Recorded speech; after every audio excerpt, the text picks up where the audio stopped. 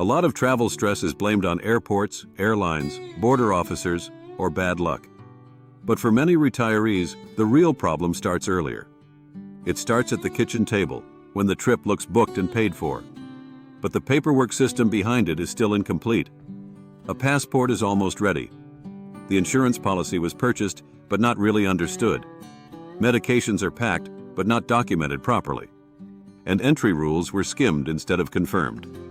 Then one small mismatch turns into hours of friction and extra cost. In some cases, it turns into a trip that never gets off the ground. Official travel guidance from both Canada and the United States emphasizes checking destination-specific entry requirements. It also emphasizes passport validity and health-related preparations before departure, because those requirements vary by destination and they can change. If you want retirement travel to feel freer, calmer, and less fragile, this video is for you. We're going to walk through the paperwork that actually keeps trips on track after 55. We'll focus on 3 areas that create the most preventable friction: insurance, medications, and entry rules. And if you want more practical travel systems built for retirees in the US and Canada, subscribe to TravelChoir. This channel is about freedom and adventure after 55, but with fewer avoidable mistakes. Most people think paperwork is about proving identity. In reality, good travel paperwork does something bigger than that. It reduces friction when your energy is low and when plans change. It also helps when another person suddenly has power over your schedule. That could be an airline agent asking about passport validity, a border officer asking for proof of your plans, a pharmacist trying to understand your medication, or a hospital asking what coverage you actually have. The retirees who move through travel most smoothly are usually not the boldest. They are the most organized. They build a file that answers obvious questions before anyone has to ask them. That approach lines up with official travel checklists. Those checklists emphasize passport validity, visa, or electronic authorization requirements, and destination-specific guidance before departure. This matters even more in retirement because the average trip often carries more moving parts. There may be prescription medications and pre-existing conditions, longer stays and multi-country itineraries, more comfort-driven booking choices, and a stronger desire to avoid chaos at every stage.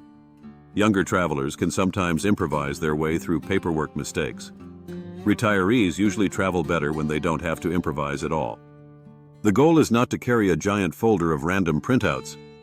The goal is to carry the right proofs, clearly organized. So one small question does not become a big travel problem. Before you think about luggage, transfers, or sightseeing, think about the document that decides whether the trip begins. Some destinations require passports to be valid for months beyond the trip. Official US and Canadian guidance specifically warns travelers to confirm destination passport validity rules before departure. For Schengen Europe, the Canadian government says the passport must be valid for at least 3 months after the planned departure date. Many other destinations may effectively require 6 months of validity, and airlines may refuse boarding if that standard is not met. This is why retirees should stop thinking in terms of, "My passport hasn't expired yet," and start thinking in terms of, "My passport is safely valid for this exact itinerary." Then check that the name on the booking matches the name on the passport exactly. A missing middle name usually does not destroy a trip, but a mismatch in surname format, a typo, or a name difference between passport and ticket can create painful delays at check-in. Then confirm whether the destination requires a visa or an electronic authorization. Also check for proof of onward travel, proof of accommodation, or other entry documentation. Canada's and the United States official travel guidance both emphasize checking destination-specific entry, exit, and visa requirements directly before travel, because these vary by country and they may change. A good retiree rule is simple: no trip is fully booked until the entry file is also complete. That means passport validity confirmed, name match confirmed, and entry authorization confirmed, and the most likely proof requests already saved in one place. When you treat entry compliance as part of the booking process, everything gets easier.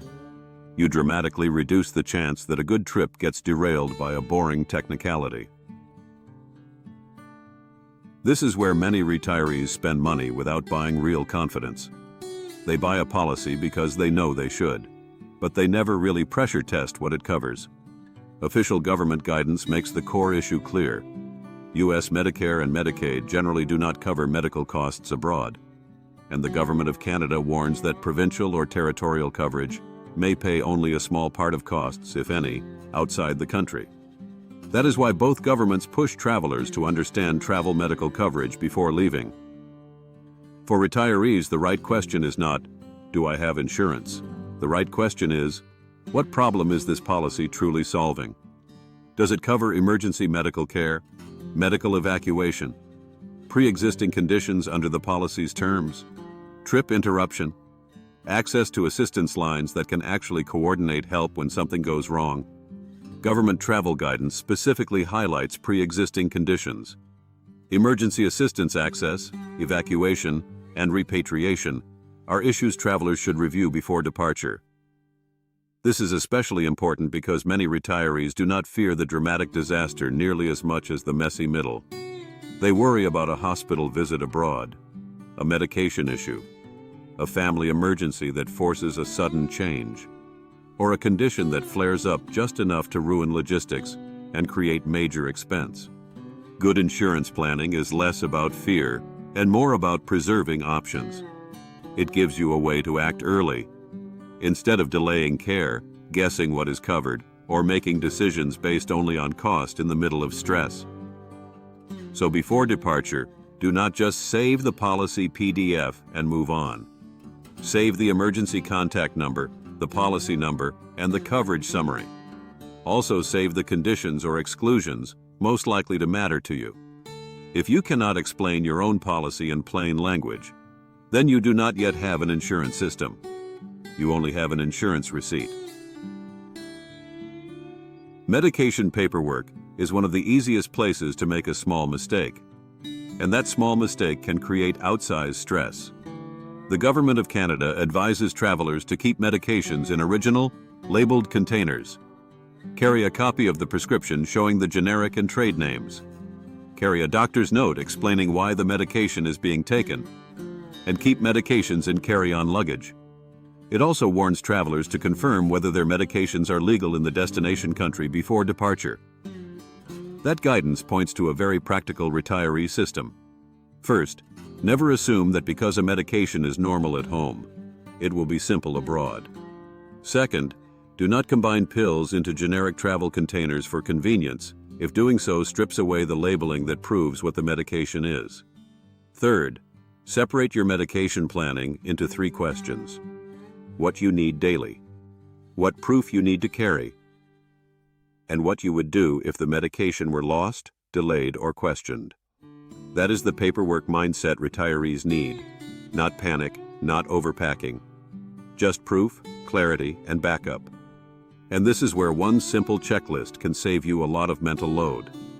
I'm putting together a free retiree travel paperwork checklist that pulls these moving parts into one practical pre-departure system. It includes medication documents, insurance details, and entry rule checks. If that would help you travel with more confidence and less last-minute scrambling, look for it in the description. Retirees often prepare the obvious documents and overlook the supporting ones. A border officer may want to see where you are staying. An airline may want proof that you meet a destination's entry condition. A medical provider may want policy information.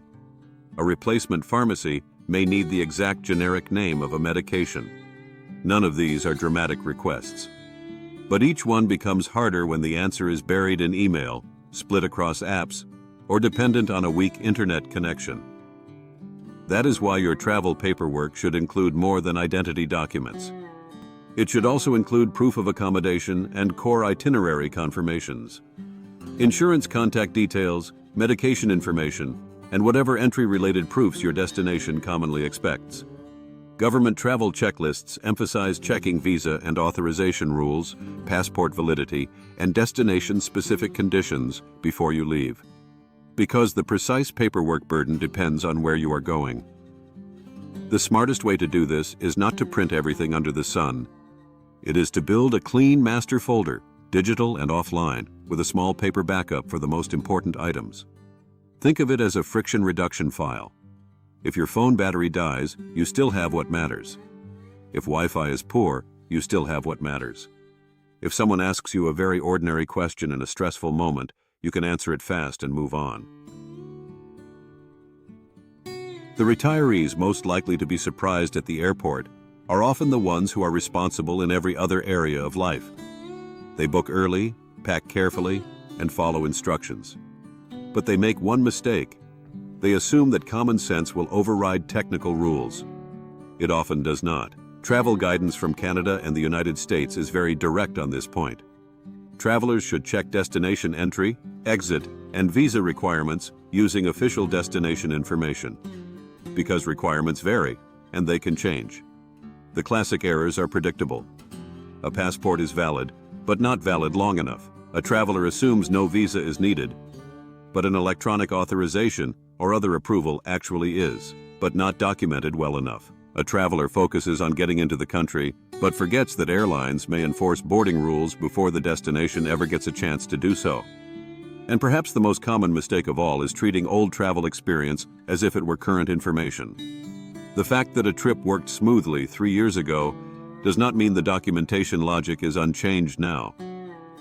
Retirement travel gets dramatically easier when you replace memory with verification. Do not rely on what used to be true. Do not rely on what a friend experienced. Do not rely on a social media comment. Verify the current rules for your passport and your nationality, your itinerary, your medications, and your insurance needs. That habit alone can save a trip. The real win here is not one smooth vacation. It is creating a repeatable travel system that serves every trip after this one. Once you build a reliable paperwork workflow, retirement travel starts feeling less like a sequence of fresh bureaucratic puzzles, and more like a familiar operating routine.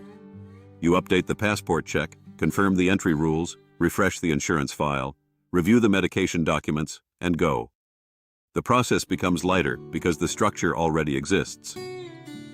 This is one of the best gifts retirees can give themselves. Not more gear, not more apps, not another packing gadget. A system. Because systems protect energy. Systems reduce last-minute decision fatigue. Systems make it easier for couples to coordinate, and easier for solo travelers to stay calm. And systems matter most in exactly the moments when people feel oldest, most tired, or most out of their depth. So if you want to travel longer, farther, and more confidently after 55, start treating paperwork as part of your freedom, not as the boring price of it. The better your paperwork system is, the more your actual trip gets to feel like the fun part. And if you want help making that system easier, check the description for the paperwork checklist and the practical tools that support this kind of travel planning. You do not need 50 documents and 10 apps. You just need the right travel system set up before departure. So a simple paperwork problem does not become an expensive travel problem. Retirement travel is not kept on track by optimism alone. It is kept on track by clarity, preparation, and having the right proof ready before someone asks for it. Get the passport details right. Understand the insurance, not just the purchase. Carry medication the smart way. Verify entry rules before every trip. Do that, and you will remove a surprising amount of friction from your travel life. If this helped, subscribe to TravelChoir and stay with us. This channel is built to help retirees travel with more confidence, fewer mistakes, and a lot more freedom. And if you know someone planning trips after 55, send them this video. It might save them a lot of stress before they ever leave home.